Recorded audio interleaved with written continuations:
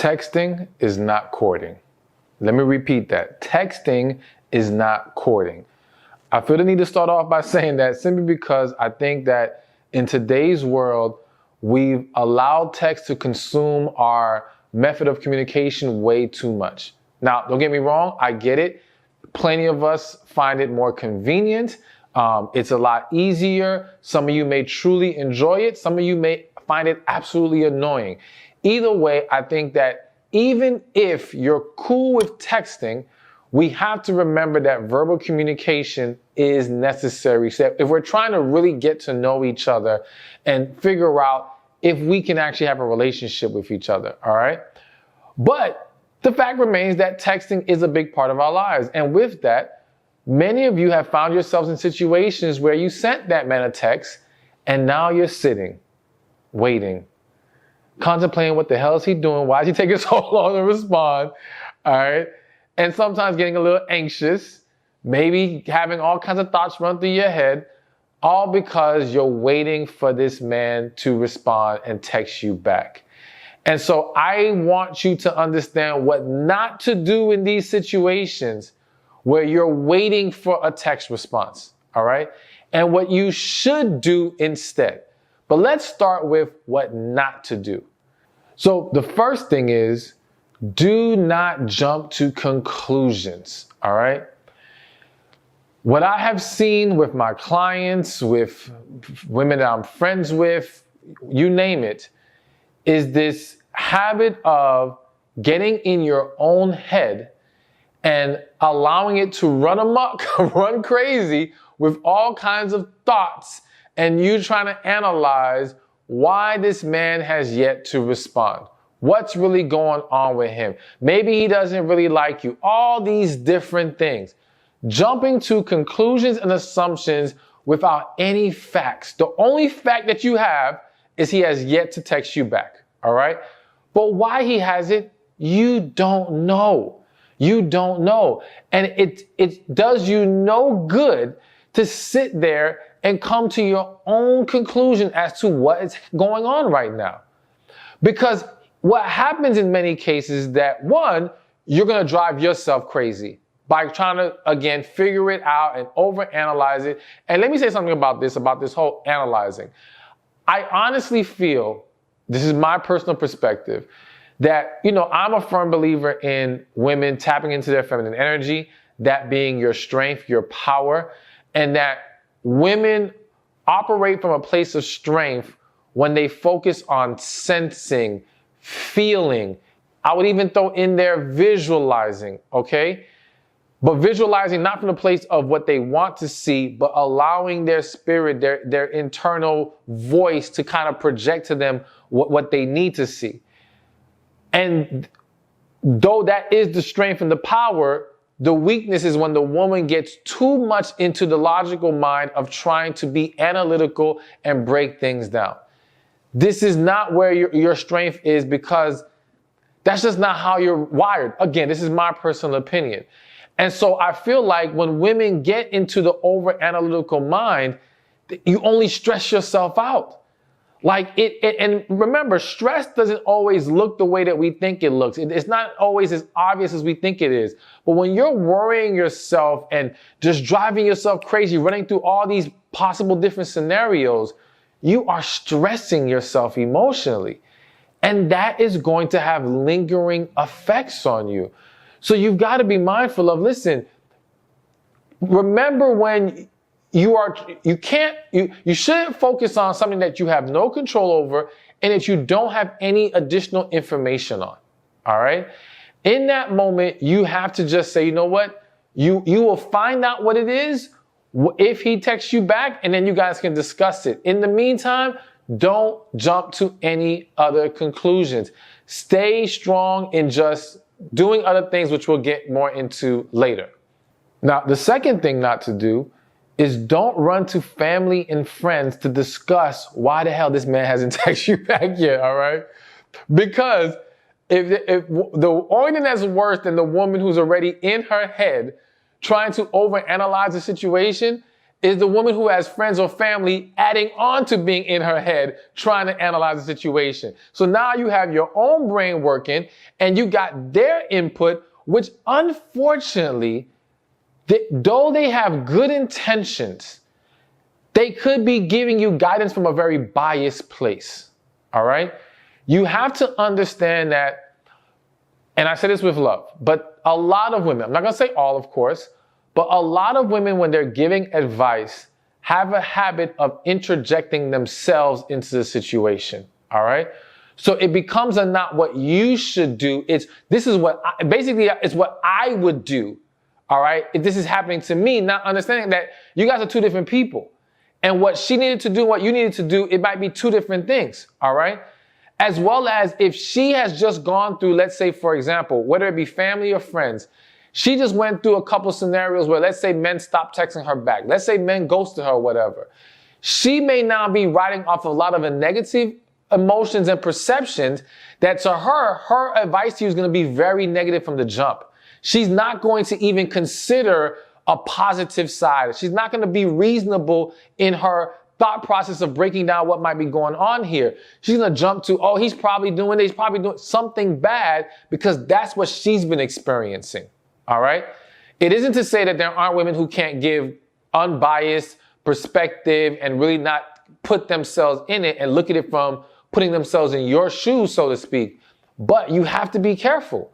You have to be careful. So when you invite these outside opinions and perspectives, and again, the important foundational piece to remember here is you guys are trying to analyze a situation you don't have all the facts about.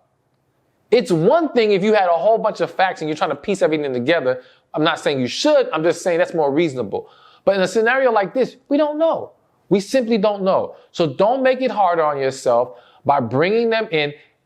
Also, this just hit my spirit. Here's another reason why you want to be very careful of bringing friends and family into trying to figure out what's going on here when he has yet to respond. I've seen a lot of scenarios where, let's say he doesn't respond to you. Let's say he goes a whole day, no response, right?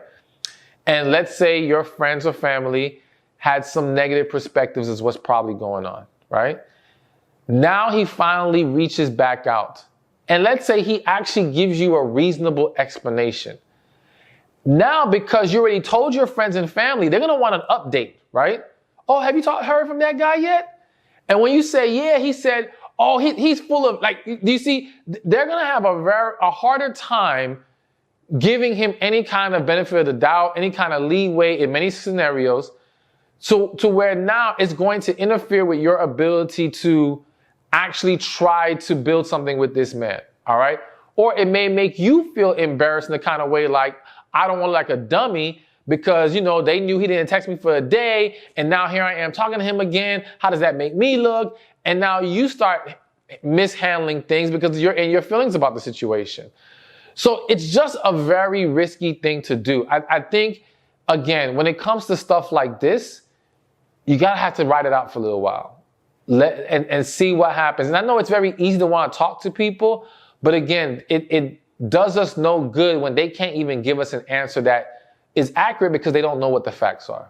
All right, so now let's give you one more thing not to do when you're still waiting for him to text back, is don't go lurking on his social media. All right? So I've seen a lot of cases where people will be like, man, this person hasn't texted me back, and they go to the social media and they see the person posted a story, right? And you get pissed off because like, okay, well, clearly you are on your phone. And if you're on your phone, you must have saw my text. Therefore, you are ignoring my text, and it just goes haywire from there. All right. Now, I'm not saying that in some cases that isn't the case, that is exactly what happened, that they are ignoring the text or whatever the case may be. But I'm going to give you some perspective to consider. All right. And some of this may apply to some of you and how you've handled things sometimes. I can tell you personally that there's been times that texts have come through that I have not seen immediately, all right? And because my work is on social media, yes, someone may see me post on social media, That doesn't mean I saw your text, all right? Or I may have saw an incoming text, but I did not open and read the text yet because I know I still have some stuff I need to do real quick, and I don't want to open and read it until I'm in a place where I can sit down and respond, all right? Now, I am not saying this to defend those who are blatantly ignoring it or who are engaging in foolishness. It's just to understand that it's not always what we think it is, all right? And we have to not be so quick to, again, jump to conclusions or jump down people's throats because we saw something that we think, well, this means that, and so on and so forth. And that's why I think it's just best to not even go looking at the social media. Now, listen, if you're on social media, you happen to be following each other and something pops up, that's different, all right? But if you went on there investigating to try to figure out if he's on his phone, what he's doing, don't do that to yourself. Because again, now what will happen is, even if there is a reasonable explanation, you have already jumped to a negative conclusion. This will make it harder for you to embrace the actual explanation of what happened. This will cause you to be more skeptical with this man moving forward. Don't allow negative seeds to be planted in situations like this that aren't really important, all right? Because again, though you may say, but it is important, if he can't respond to my text, that says a lot. No, because we got to go deeper into, again, what stage of the dating process are we at right now?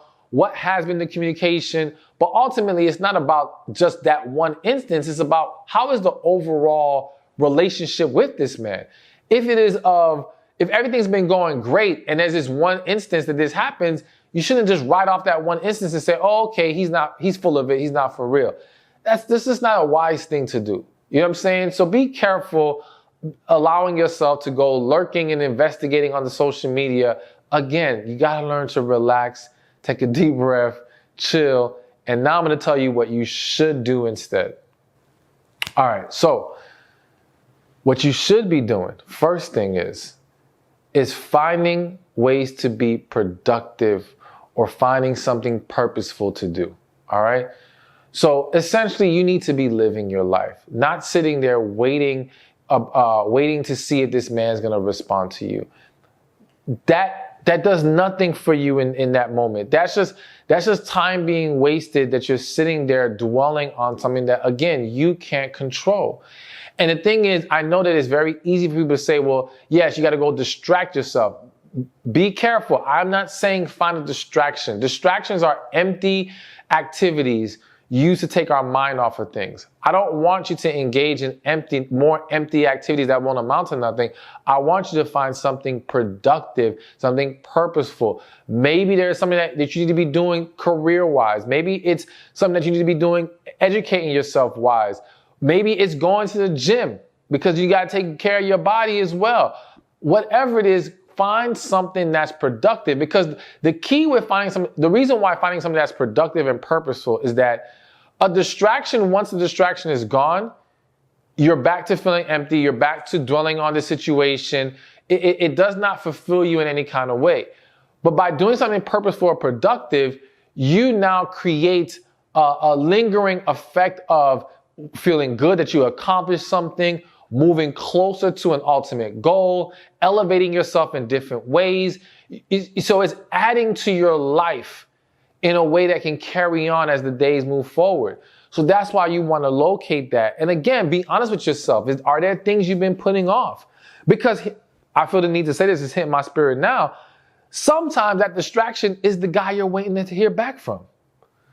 Sometimes the fact that he hasn't responded yet is because you don't need to be talking to him anyway. And so I just want you to understand that you've got to go deeper within to figure out what's truly best for me right now and move in that direction, because that's going to serve you better than worrying about this man and his text. Now, the second thing to do, instead of just waiting for his text, is to remind yourself what will be, all right? Now, let me give you a quick story. I had a situation where many years ago, I'm trying to find a quick way to say this. Essentially, there was a purchase I felt like God was leading me to make, okay? And at first I questioned it. I felt like this didn't make any sense, but I kept praying about it, and I kept feeling like God is telling me to get this thing, right? And actually, to be honest with you, it was a car. It was a very specific car. And at that time, I was like, this is crazy, but okay, cool. And so then I end up stumbling across a car that was like exactly what I wanted. And this is not easy to find exactly what I wanted. So this is, a very like, oh my gosh, this is it. It's here. I got to take advantage of this. And because I was distracted, I dragged my feet. And by the time I reached out, it turned out the car was sold. And I was distraught. I was so upset. I felt like I messed up. I lost my chance. Why didn't I just react sooner? Blah, blah, blah, blah. Now, funny thing was the guy told me on the phone, he said, you know what? You actually dodged a bullet because this car had problems and you didn't really want that car. But me being so stuck on, but it was the exact car I wanted, I was still stuck on the negative side of I messed up. And then I remember speaking to my brother-in-law at that time, and he had said to me, he said, listen, man, if God wanted you to have it, you're going to have it. If you missed out on this one, that means something better is coming. All right. You will find another one even better. And I was like, nah, that's crazy. Like, again, this is rare to find this exact car the way it is. I'm not going to find another one. Long story short, week later, found a better one. Right? And I wish I could tell you the whole story. It's too long to tell you the whole story. But if I tell you the whole story, it's crazy. And it would be clear as day that God's hands was all over the situation. I'm telling you, it was some wild stuff. But anyways, the point I'm trying to make here and applying it to waiting for his text is you got to remember that what will be will be. And that if it's truly best for you and you trust God, then it will work out. And if this doesn't work out, something better will come. And when you have this mindset of just trusting that God's going to always provide you with what's best, then you don't have to sweat the small stuff anymore. You don't have to stress over if this one's texting me, what about this guy, I did that and this and blah, blah. No, I'm good, I'm blessed, and I know more blessings are coming. And I know that I'm not going to end up with the lower grade version if I'm trusting God in this process. All right. So it's just, again, and even if you're not a believer, it's just the mindset of letting life flow sometimes and not stressing it. And again, not worrying about things you can't control. Just knowing that in the natural flow of life, what will be, will be. And it is not to mean that there isn't a part that we play in receiving the things that we're supposed to receive in life, all right? It's just understanding that when it comes to the aspects or the scenarios that involve things that we can't control, we trust the flow. We trust God. We take our hands off it. We don't stress on it. And as I said earlier, we find more productive and purposeful things to do. All right, so before I give you the next couple things that you should do while waiting for his text, or instead of just waiting for his text, want to mention my special coaching program. Go to receivingmyblessings.com. This is a coaching program where you're going to learn things like tapping into your feminine energy, healing from your past, meeting more quality relationship-minded men, and so much more. You're going to get your personal questions answered. You're going to be with other like-minded women who are going to be in a group of support with you. It's an awesome, awesome experience. So again, take advantage. Go to receivingmyblessings.com or click the link in the description or in the comments section. All right, so now here's the other thing, and a lot of y'all may not like this one. I just want to be real with you. You may not like it, but hear me out. Hear me out. The other thing that you should be doing rather than just waiting for his text is be willing to reach out and text him again. I know. Some of you are thinking, oh, hell no. If I already text this man, why should I have to text him again? Here's what I want you to understand. Again, number one, we don't know when there's a reasonable explanation for the delay. All right. So we should not jump to negative conclusions, as we've already discussed. However, me telling you to be willing to reach out is more so about the fact that, let me break it to you like this. I've seen women who, and it's not just with text, with calling or any communication, they'll come to me, they say they're upset, they haven't heard from this man in 3 days, right? He hasn't reached out to me, I'm so done with this, so on and so forth. And I'll say, well, in those 3 days, did you reach out to him? And she'll say no.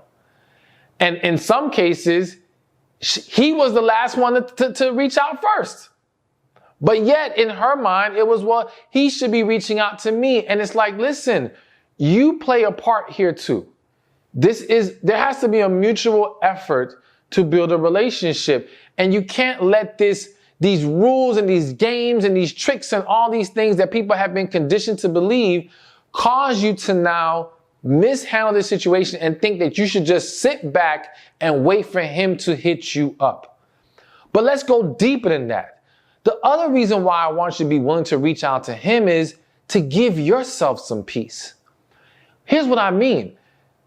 What is better? To sit there waiting to see if he'll hit you back or waiting to see if he'll reach out to you, right? Not knowing, God forbid, and even if you try to do all the things I told you to do, you're human, so you may have a moment where you do the things you're not supposed to do, where you start overanalyzing or whatever. What's better? To sit there wondering, overanalyzing, questioning, dwelling, or to reach out to gain the closure that you need? Whether that closure be, oh, he actually just missed the last text, or, whatever, you guys are able to keep things going, or closure in, okay, this dude is legitimately not serious. It's not happening. It's time for me to walk away. I just want you to have resolution. And sometimes we have to take an extra step to gain that resolution. And closure doesn't necessarily mean he responds or he tells you what the deal is. Closure is you being able to come to a stronger belief of, I'm done here. This isn't for me. I need to move on. Because again, if some of you are honest with yourself, in that first waiting for a response, there may be a part of you that says, well, maybe he just didn't get it. I don't know if he got it, and that keeps you attached to that man because you don't really have a clear answer or a confident enough belief of what may be going on here. But if you text him again or reach out to him again, and he either doesn't respond or he gives you a BS answer, though it doesn't give you full 100% clarity, it's easier to be more confident to say, you know what? This ain't working out. I need to let this go. Now you're not attached to it anymore. Now it doesn't drag on, or at least there's a lesser chance of that happening. So it's just for peace of mind. It's also for the sake of, again, you want to make sure you're also doing your part. You have to ask yourself, okay, am I waiting for a text from someone who typically communicates with me, has been good with communication? And if that's the case, why not be willing to hit him up again? That's different from a guy that you're dealing with that you're always having to reach out to. He doesn't initiate. He doesn't make his effort. Now it's easier to say, you know what? He don't deserve another text. Just let him go from that first lack of response and keep it moving. All right. But be open to that, because I think just being open to reaching out can solve a lot of misunderstandings and bad, poor assumptions. All right. So here's another one, or last one, and I got a little extra for you, all right? But the last thing that I need you to do mainly when waiting, or what you should do instead of waiting for his text, is praying to God for guidance, all right? Now, some of you might think, I ain't asking God if I should talk to this man anymore, or if I should reach out, or what I should do. Why not? Why not? Listen, someone told me one long time ago, pray about everything. There's nothing you can't pray about. Even the small details like, should I reach out to someone right now, is something that should be prayed about. I can tell you personally, there have been little moments like that I've prayed about if I should hit someone up or whatever the case may be. And I'm not going to give the whole story, but I'm just going to say, thank God I listened. Reaching out in that moment triggered certain events to occur that it was a great, like, I know I know I heard God and I know I did what needed to be done. All right. You have to remember that God works in the details. So you don't need to say to yourself, nah, this is a silly thing to ask for guidance about. To me, I'm a believer that if anything you are at conflict about, pray about it. All right. Pray, go inward, listen to your spirit. What should I do here? Because again, in praying about it, we're able to cut through some of the extra stuff that we may end up finding ourselves in. Meaning, you may pray about it, and in that prayer, not only do you find out that you should not reach out to this man, but then you hear God telling you this ain't for you to begin with. Or maybe God reminding you, because you heard it before, okay? And he had to tell you one more time, because you didn't listen clearly, that this is not for you, all right?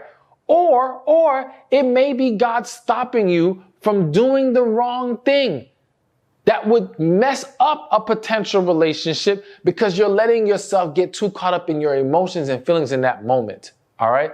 So look at prayer as a way to gain a clearer mind, a more sound mind, and to gather yourself so that you approach this in the best way possible. And it's always something that you should embrace and not run from because, again, it can save you a lot of headaches and set you up for a lot of success. Okay, so I told you I had no extra message for you. And here's the thing. Remember I said in the very beginning that there's some of you who hate texting. Some of you may love it. Some of you find it annoying.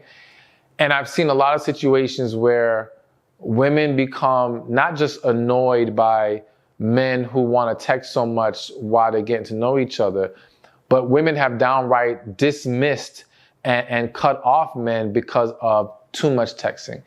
And the perception is, well, he's a grown man. He should know better than to just always text. You know, he needs to be calling me. And I'm not saying he shouldn't be calling you. I'm not saying, as I said in the beginning, I think we need to engage in more verbal conversations, whether that be by phone or in person, when we're trying to actually build a relationship, right? However, we have to understand that the times we're living in, people have become very comfortable and conditioned to texting. And that man may not know it's an issue for you. Hell, his last girlfriend or girl he dated may have preferred texting. He's not going to know unless you make it clear that this is an issue. All right. So be willing to talk about that. Be willing to set the standard of what kind of communication that you desire here. And of course, I'm sure for most of you, you don't mind some level of texting, but reminding that man that yes, we need more than this if he's serious about getting to know you, which is going to be a great way to see how serious he is. Will he embrace your request or will he reject and dismiss it? Will he make excuses for it or will he find a way to step up? And so consider that, but also on the flip side, for those of you who love to text, all right, you do have to make sure you have to be real with yourself about, can you properly evaluate this man if y'all are texting so much?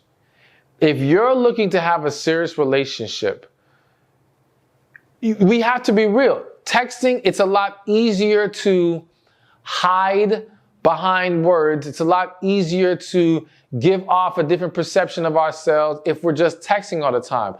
Talking, being in front of each other and talking is going to expose a lot more. And I think sometimes there are some of you who become so comfortable for various reasons. All right. Maybe convenient, maybe because it's easier for you to not be too vulnerable if it's done through text. Whatever it is, be real with yourself, but make sure, can you get what you need as far as the information you're gathering from him and being able to see what his spirit, his energy is like? If you guys can really fit together, and if that is okay, if that can be done through your text, that's on you. I think that's a little tough. I think no matter what, you're gonna have to include a lot of personal time, but just be real with yourself, because I see a lot of people set themselves up for disaster because they get too comfortable with the whole texting thing. Hey, thank you for watching this video. Be sure to check this one out right here, and I'll see you there. As I stated, no one should be chasing. Essentially, it should never be a one-sided relationship. And so when you have to always be the one to initiate, that's a problem.